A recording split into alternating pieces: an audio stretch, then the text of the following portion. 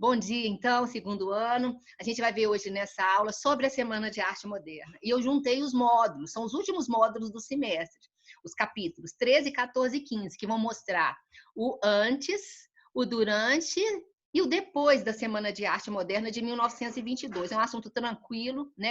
Parece que outro dia você estava estudando em literatura, eu vi o conteúdo do modernismo, né? E a semana, o capítulo inicial, ele fala de tudo que antecedeu a Semana de Arte Moderna. Vou abrir com o catálogo da Semana de Arte Moderna, feito pelo artista. Esse artista participou, chamado Di Cavalcanti, é um artista modernista, e ele fez o cartaz. Olha só que me gosto muito dessa logo, dessa marquinha aqui, parece uma arvorezinha, né, que está começando a soltar ou folhinhas, ou semente, ou frutos. É uma transformação, e era realmente essa proposta, alguma coisa que se iniciava. Do lado de cá, ele faz uma referência às esculturas antigas, clássicas, mais uma releitura da arte clássica, concordam? Um trabalho que lembra a xilogravura, né, que nós já estudamos, vocês sabem o que é. O branco e o preto, as formas recortadas. Ao fundo, a gente tem uma sensação de formas e folhas tropicais. É o pé no chão, é o nosso Brasil sendo resgatado na semana. E a estátua clássica, ele desmistifica essa coisa da forma perfeita, né? Nós vamos ver que todas as vanguardas que nós acabamos de estudar vão chegar no Brasil, principalmente agora, através desses artistas participantes da Semana de Arte Moderna, né? Então, a gente vai falar um pouquinho sobre como estava o Brasil, quais foram esses antecedentes, o que estava acontecendo. Em 1917, a semana foi em 1922, né, no Teatro Municipal de São Paulo, um grupo de intelectuais, né, tinham escritores, tinham poetas, tinham escultores, tinham músicos. Eles se reuniram numa semana, na verdade, não foi a semana inteira, foram 3 dias, né? 13, 15, 17 de fevereiro de 1922, e aconteciam essas apresentações com o público, né? Em algumas coisas o público se manifestou, não gostou. Eu vou falar sobre o público no desenvolvimento. Essa aula vai ser dividida em 2 ou 3 partes. Hoje a gente não vai ver tudo, não. E são os nossos últimos capítulos. Nesse semestre a gente vai só até o capítulo 15, que é o finalzinho do primeiro semestre, tá? Então vamos devagarzinho, vamos conversando, vamos batendo um papo, para esse conteúdo cair bem suavemente aí na vida de vocês, tá? Muito bem, então, olha, em 1917, o que está acontecendo? Como é que está a arte lá fora? Ó, as vanguardas fervilhando. Em 1917, nós vimos lá a primeira obra cubista, Demoiselle de Avignon, de Pablo Picasso. Então, todas essas vanguardas estão fervilhando na Europa, o cubismo, o fauvismo. Nós vimos no finalzinho do século XIX, início do século XX, o impressionismo, que já é considerado uma atitude moderna, aquela maneira deles pintarem com aquelas pinceladas que o crítico falou que pareciam borrões, lembram disso?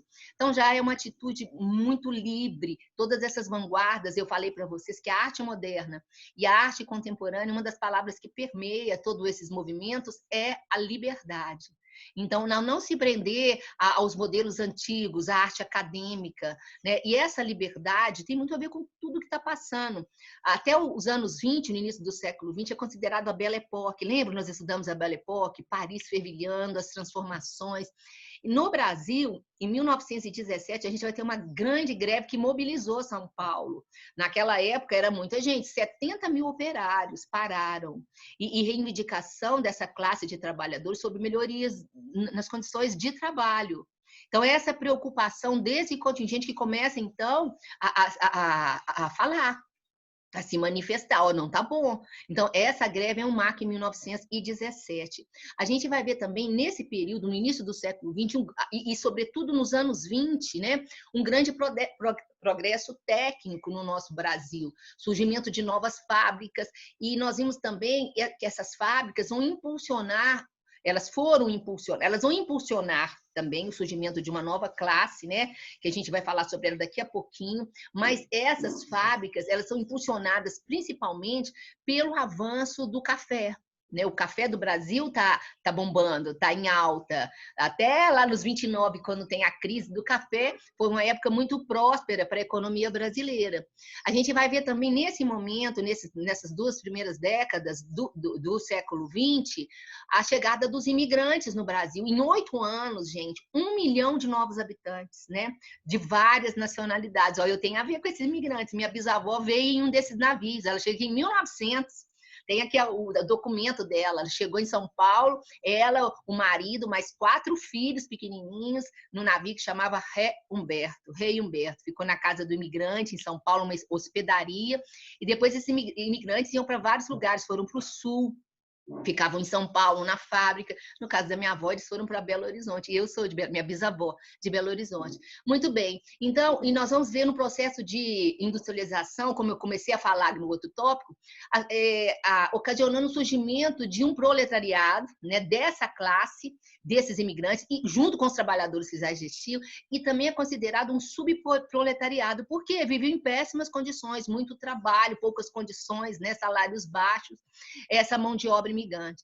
E socialmente, também os antigos escravos estavam marginalizados, né? Enquanto uma pequena, olha só, emergência e nova classe média estava em ascensão, né? Os ricos. Né? Os ricos, principalmente por causa do café.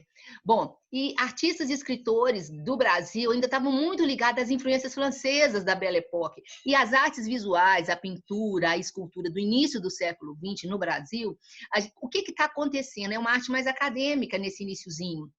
O romantismo, o realismo, são pinturas que falam do heroísmo, o índio é mostrado como um herói, as feições dos povos são idealizados, a gente não vai ver agora como vai acontecer aqui o negro aparecendo, o índio verdadeiramente índio aparecendo com suas cores, com as suas feições, né? Tinha uma idealização que a arte acadêmica é natural dela fazer isso. Eu vou, na sequência aí, eu vou comparar, vou mostrar muito arte moderna e no final eu vou mostrar para vocês como eram as obras anteriores no Brasil, essa arte acadêmica, para vocês verem a ruptura. Tanto é que chocou, a maioria do público não gostou das apresentações, não gostou dos quadros. Antes de 22, nós já estudamos e nós vamos rever isso hoje, a exposição da Anita Malfatti, 1917. A crítica acabou com ela. Monteiro Lobato, né, o escritor lá do Sítio do Pica-Pau, ele escreve no jornal uma crítica falando paranoia ou mistificação sobre a exposição dela, e ela ficou muito abalada. Ele dizia nessa crítica, vocês podem procurar, tem trechos dela aí na sequência, esse povo tá doido, né?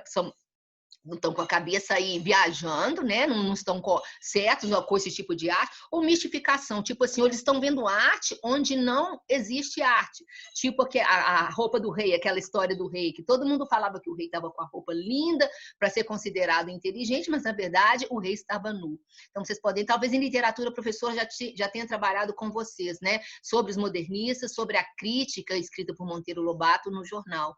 Então, a gente vai ver essa série de acontecimentos e todos esses desejos de uma mudança, de uma ruptura, essa nova classe, tanto do proletariado quanto essa classe emergente, né? Essa nova classe média aí, ligado a esse enriquecimento que o Brasil acontece no Brasil nessas 2 primeiras décadas, a gente vai ver esses desejos. Outra coisa que está acontecendo nessas 2 primeiras décadas, a Guerra Mundial, né? E a gente vai ver, aproximando na comemoração do centenário da independência do Brasil, os primeiros 100 anos, né? 1922, essa semana fazia parte do calendário comemorativo em São Paulo, né? Mas esses artistas já tinham uma outra proposta com relação à cultura no Brasil. Eles queriam que uma arte traduzisse a nossa arte. Não, quando eu falo arte aqui para vocês, eu falo da literatura, eu falo da pintura, eu falo do desenho, eu falo do teatro.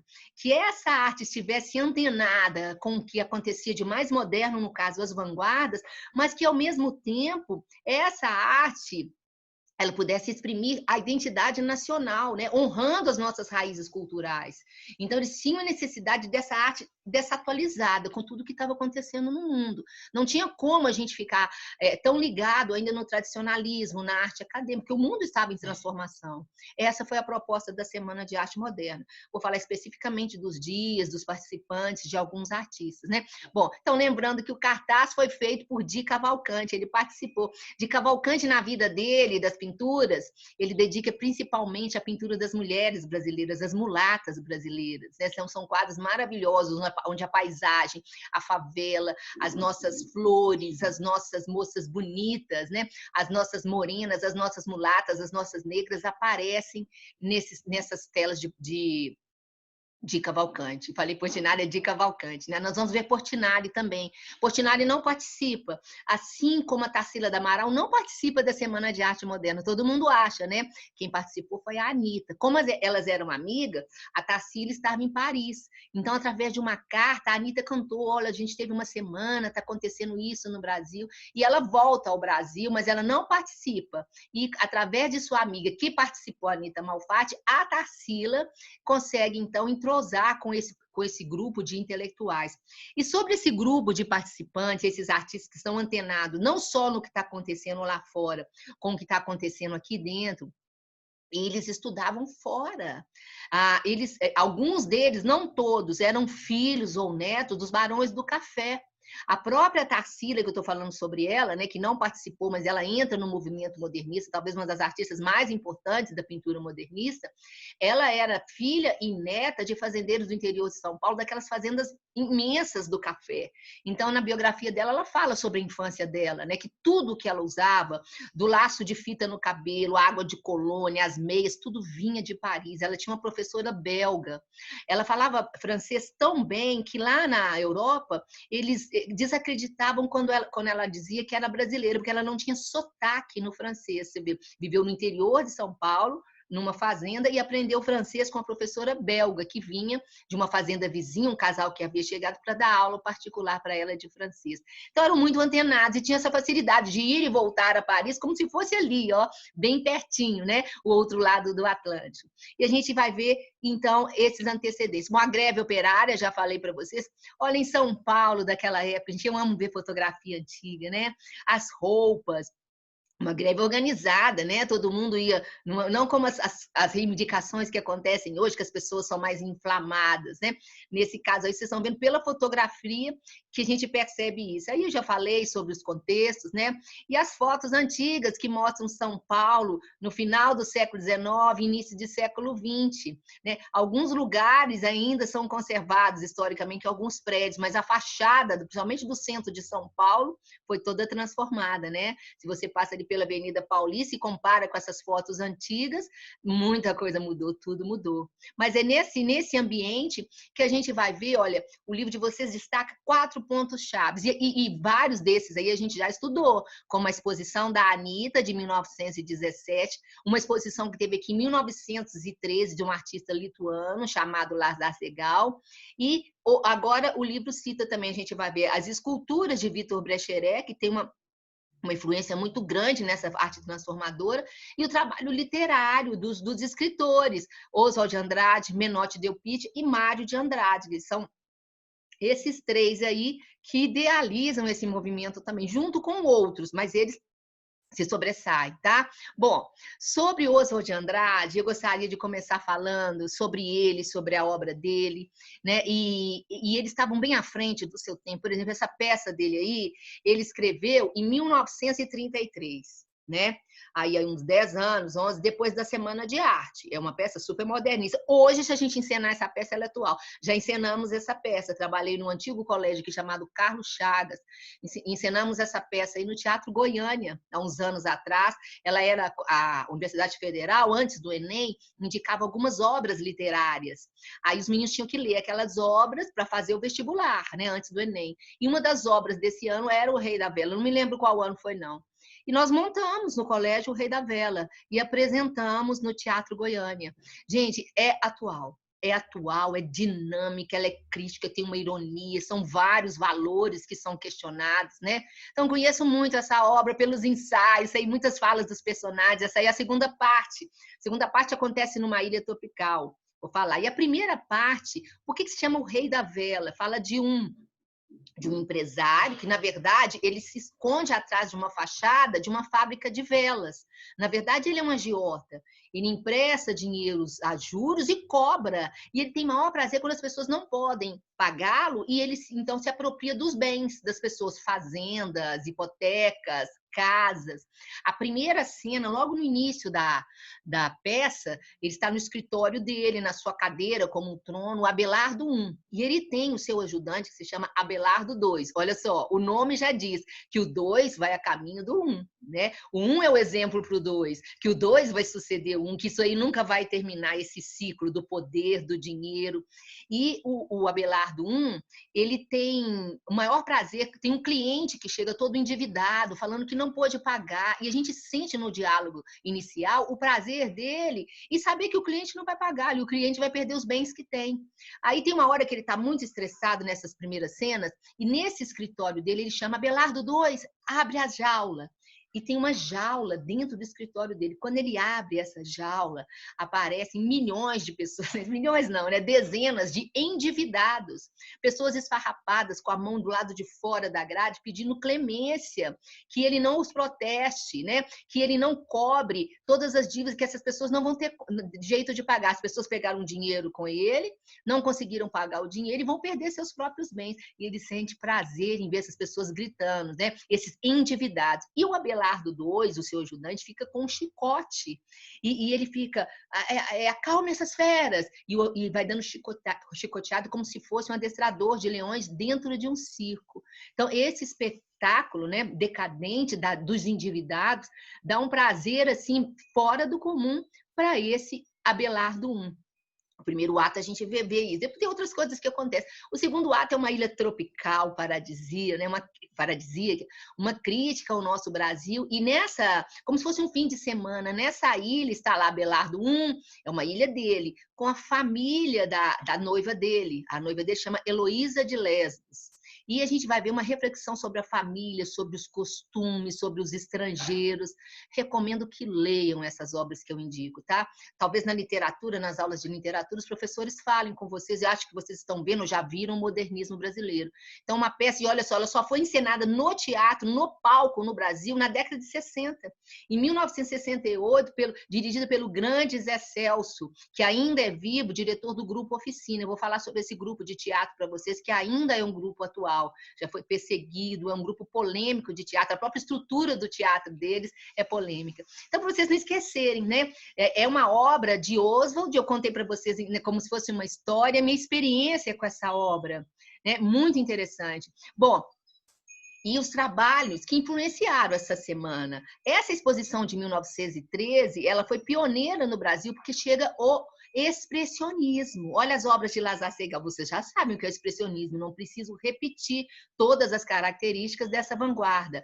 As figuras elas expressam. Então, para expressar, o artista não precisa fazer uma arte objetiva, como a realidade. Então, como que ele faz? Ele alonga as figuras, ele deforma as figuras humanas, as cores ou são mais sombrias ou são mais intensas. Lembram da vanguarda expressionista? E Lazar Segal, ele vem ao Brasil, ele tinha uma parente aqui no Brasil, mas ele fez essa exposição em 1903. Ele volta para a Lituânia, mas ele fica tão encantado com o Brasil, diz que a luminosidade desse país era uma coisa tão linda, que ele se muda para o Brasil. Ele falece em São Paulo. Então, ele volta para o país dele, mas ele não consegue ficar longe do Brasil. E ele se torna, então, aqui participante da nossa vida até seu falecimento em São Paulo.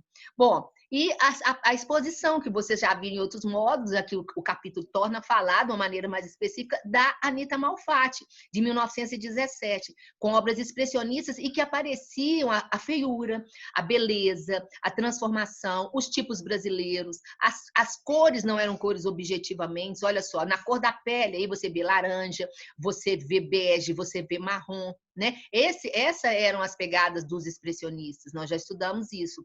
E esses tipos que a gente consegue ver através dessa deformação da figura, esse não tanto, mas dos próximos vocês vão ver sim. O que a figura sente, ou a timidez, ou a introspecção, ou a tristeza, né? Através dessa deformação da figura.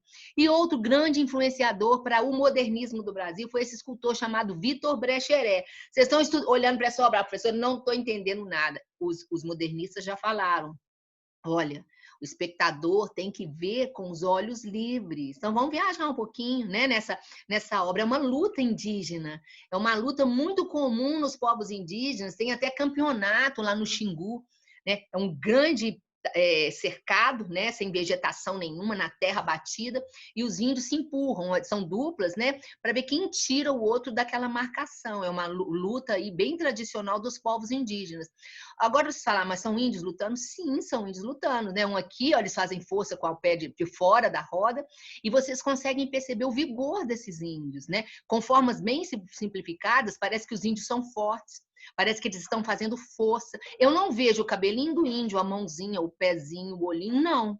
É uma sintetização da forma. Mas isso não faz com que a obra deixe de ter expressão, de ter comunicação. E de ter também, eu não gosto de falar muito sobre isso, né? Que isso é uma coisa muito pessoal de cada um, a beleza, né? Nós já falamos que a partir da arte moderna e a arte da nossa época chamada arte contemporânea, a beleza dela é a verdade. Nem sempre o que o artista tem para falar é bonito. Né? Em época de guerra, eu não tenho coisas bonitas para falar, né? Em épocas de crise, em épocas de solidão. Então, é bonita porque mostra a verdade, o que o homem está passando, e não essa beleza estética que a gente procura.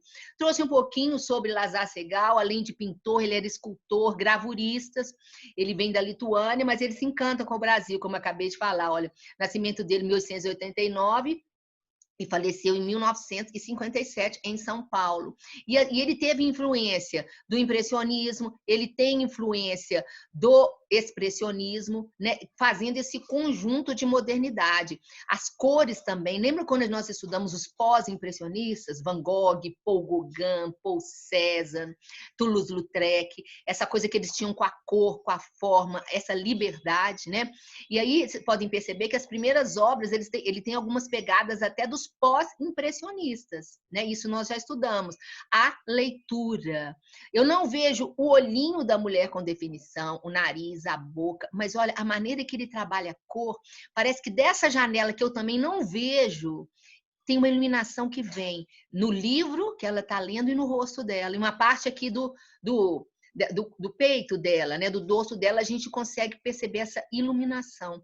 E eu não tenho detalhes no rosto, mas eu vejo a atitude, como que essa moça está atenta ao que está lendo, né? Então, as influências. E nas outras paisagens dele, a gente vai observando isso, olha, impressionismo, expressionismo, as cores, né? Lembro de Van Gogh dizendo, eu pinto o que eu sinto, não o que eu vejo. Então, são as obras de Lazar Segal. E sobre a deformação, Lazar Segal também foi gravurista, ele trabalhou com a xilogravura, que é a gravura em metal, que nós já explicamos o que é. O preto e branco nessa gravura dá um impacto muito grande nessa obra. Olha o título, Viúva e Filho. O menino perdeu o pai, ela perdeu o marido, né? E como eu consigo perceber a tristeza, né? São cabeças grandes no corpo pequeno, e eu acho muito interessante na obra de Lazar Segal que ele representa também o povo brasileiro, as favelas, a periferia, os pescadores, os mulatos, os negros, essa representatividade que a gente não vê. Vocês vão ver nas pinturas acadêmicas, está aí na sequência, que quando o índio era desenhado, era um índio idealizado, né? Era um índio que tinha pele não com a tonalidade correta, era um índio herói. Agora a gente vai ver realmente o povo sendo retratado. E é um anúncio, olha, família enferma. Né? Não acontece isso, às vezes, quando alguém está doente na família da gente, ou não está bem, todo mundo adoece. Né? Lá atrás, vocês podem ver, eu não sei se a pessoa está só doente ou ela já faleceu, cada um interpreta de um jeito, mas a tristeza e a doença invade todo mundo ficou triste. Olha os tons que ele usa um pouquinho do preto com um pouquinho desse sépia e o branco, né? Se o quadro fosse colorido, se a obra fosse colorida, não teria esse impacto dessa redução de cor, dessa monocromia que ele estabelece na obra. E como eu disse para vocês, quando ele volta ao Brasil para morar definitivo, ele fica encantado com as cores, com as nossas exuberâncias, com o nosso povo. E esse povo ele representa, como olha, Morro Vermelho. A mulher está sentada, atrás dela tem a paisagem. Ela é muito maior do que a paisagem, olha só. Ela é muito maior do que essa vida dela no casebre pequenininho, né? Aquela mãe que segura o bebê. Mas tem uma tristeza aparente na vida dela, na vida do bebezinho, mesmo com essa exuberância de cores, de forma, que é todo o nosso clima, a nossa vegetação, todas as cores da nossa cultura. E Lázaro Segall fez isso muito bem, né? Ele conseguiu se comover com tudo, tanto com a beleza, quanto com a tristeza, quanto com a pobreza do povo brasileiro.